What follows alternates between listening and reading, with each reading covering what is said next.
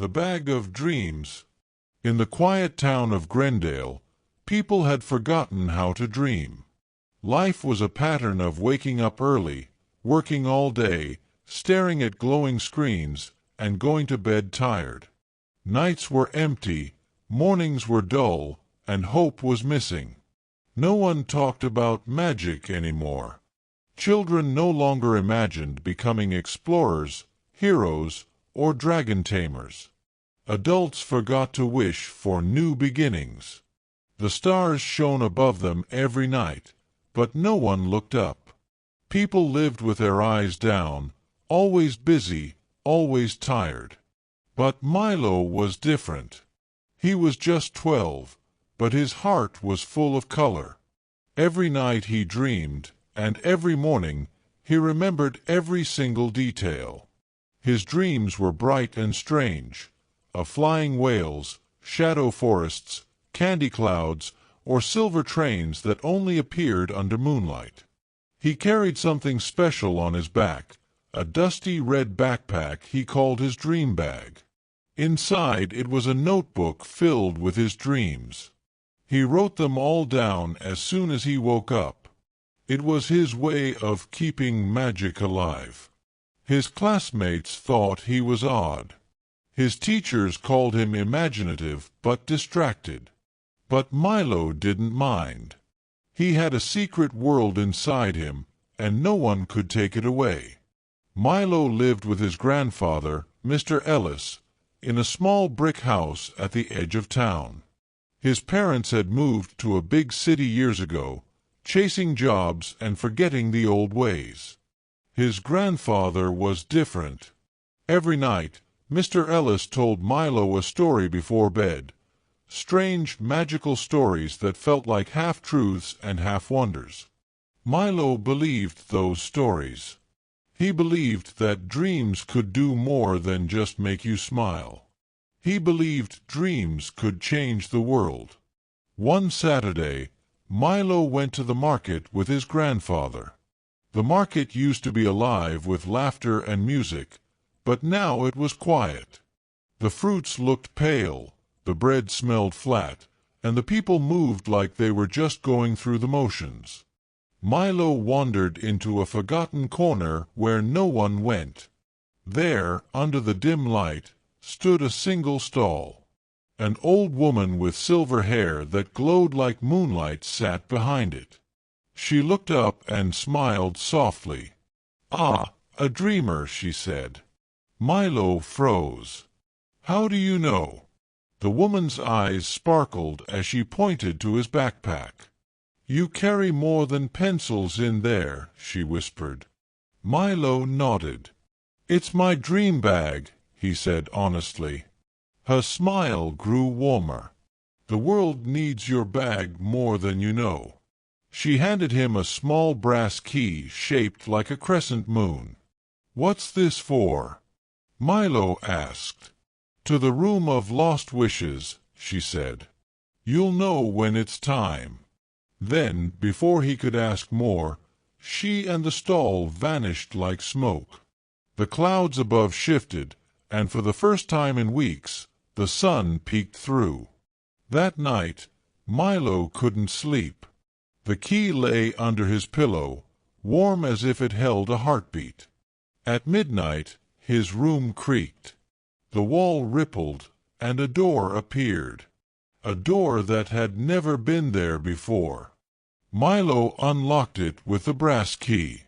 Inside was a room filled with glowing jars. Hundreds, maybe thousands. Each jar had a tiny label. "I want to learn to dance. I wish to climb a mountain. I hope Dad can laugh again." Each jar held a dream someone once had, but had long forgotten. A voice echoed softly, "Dreams never die. They just wait." Milo felt his bag grow heavier. One jar pulsed brighter than the rest. He picked it up. Its label read, "I wish I had a friend." He opened the jar. A glowing bird made of light fluttered out and slipped into his backpack. The next morning, something unusual happened. Lila, the quiet girl in Milo's class, raised her hand. "I had a dream last night," she said. "A dream about a glowing bird." Milo smiled to himself. Over the next few days, something magical began happening. More students started talking about their dreams. Some were happy, some strange, but all of them felt alive. Teachers began writing poems again. Parents hummed old songs. The air felt lighter. Colors looked brighter. It was as if the town had started breathing again. Every night, Milo unlocked another jar in the room of lost wishes. He released dreams back into the world and carried them to places that needed them most. One evening, Mr. Ellis sat Milo down. "You're bringing dreams back, aren't you?" he asked. Milo nodded. His grandfather smiled, his eyes full of pride. "Good. I used to be a dream carrier too, long ago," he said. From under his bed, he pulled out an old leather satchel. "You'll need this soon. Your bag is almost full." Milo looked at the satchel and realized his grandfather had once walked this same path. Dreams, he understood, were never just for one person. They were meant to be shared. News of Grendale's changes spread to nearby towns. People came to visit, curious to see the laughter, the colors, and the stories. But not everyone was happy. One gray afternoon, a tall, thin man named Mr. Core arrived. He wore a black suit with no color at all. His voice was cold. "Dreams create chaos," he said. "We prefer order. Children must not fill their heads with nonsense." He banned singing in public. He closed the market. He shut down the story circles in the school. The town began to fade again. Milo felt helpless. But then he remembered the glowing bird. He whispered into his bag, "Fly." The bird soared into the sky, and other lights followed. Birds, butterflies, stars, and glowing balloons filled with wishes rose over Grendale. People stopped, stared, and remembered their own dreams. Mr. Core tried to shout orders, but his voice was drowned out by laughter. He faded like fog under the morning sun. Spring came, and Grendale was alive again. A new tradition began, the Dream Festival. Lanterns floated into the sky. Music played in the streets. Children wore masks shaped like their favorite dreams. The school library built a dream wall where students painted their nightly visions. Milo was named the first dream bearer. He stood in the middle of it all, backpack on, smiling at the magic around him. One evening, the old woman returned. She stood by the market corner, holding another key. "This one," she said, "opens doors far beyond this town." Milo hesitated. "Do I have to leave?" She smiled. "No. But dreams grow best when shared. The world needs more dream bearers." Milo looked around. He saw the town glowing with hope.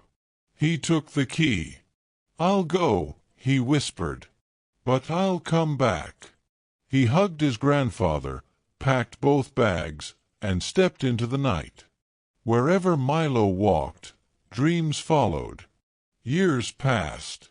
In cities once gray, people told stories of a boy with a glowing bag. They called him the Whisperer, the Flame, the boy with the bag of dreams.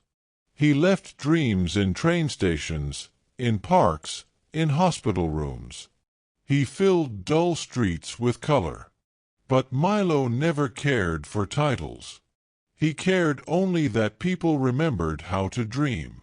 In Grendale, Children still whisper the same rhyme at night. Close your eyes and count to 10. There's a boy who dreams, and then again. He visits those who hope and wait, with a bag of dreams to open fate. So tonight, before you sleep, ask yourself, what would you dream if you believed again?